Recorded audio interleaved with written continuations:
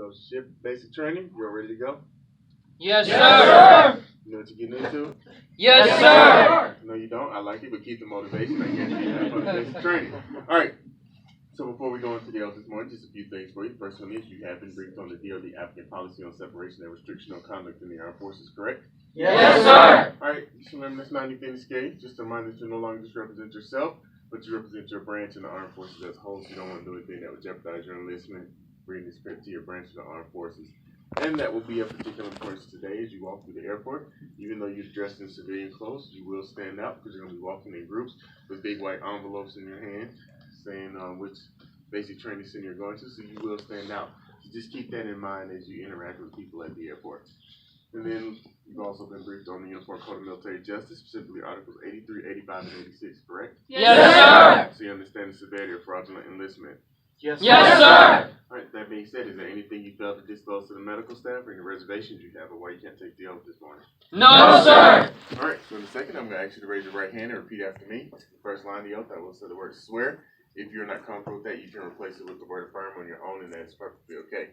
Then it gets the last line of the oath, I will say, so help me God. If it is your religious preference not to repeat those words, you can remain silent during that line. But when I give you a printed copy of your oath, those words will appear on there. Does anybody have any questions about that? No, sir. All right, so no one has any questions, please raise your right hand. And repeat after me. I state your full name. I, Do solemnly swear. do solemnly swear To support and defend. to support and defend The Constitution of the United States. the Constitution of the United States Against all enemies. against all enemies, Foreign and domestic. foreign and domestic, That I will bear true faith. that I will bear true faith And allegiance to the same. and allegiance to the same, And that I will obey the orders of. and I will obey the orders of The President of the United States. the President of the United States And the orders of. and the orders of The officers appointed over me. the officers appointed over me, According to regulations. according to regulations And the Uniform Code of Military Justice. and the Uniform Code of Military Justice. So help me God. So help me God. All right, congratulations. Put your hand down. All right, so just a few last things for you. All right, so you're getting ready to start this journey. Just make sure you listen to your instructors and take in everything that they give you, and then your downtime, make sure you do whatever material you receive, because this is going to be the foundation of your military career, and these lessons that you're getting ready to learn will stay with you. So if you miss something the first time, don't just sit back hoping your instructor will cover it again, because they may or may not. But ask that question. Sure, you may have to run or do some push-ups behind missing it the first time, but guess what? Ask it anyway. I guarantee it'll work in your favor. Not only you get the answer to your question, you'll probably get a lot stronger and faster in the process as well, which you will need. And then lastly, just make sure you keep it right home. Call when you get the opportunity, especially for those of you whose first time it will be leaving home. Let your parents know you're doing well.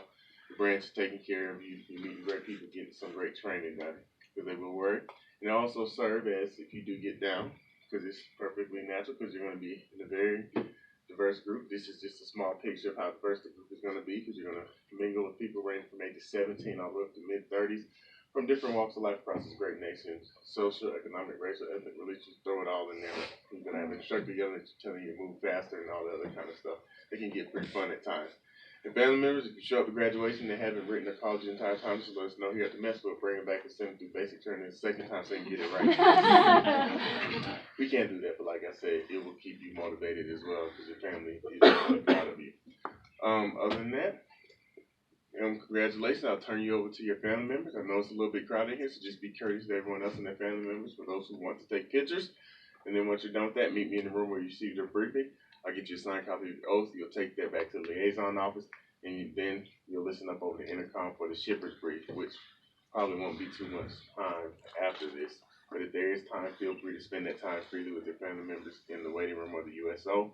But family members, we do ask once you hear the call for the shipper's brief, you kind of say your last goodbyes at that time, because we're going to bring it back in here, get them a brief, and grab the stuff, and we'll be headed to the airport shortly thereafter. All right, let's give these guys a round of applause.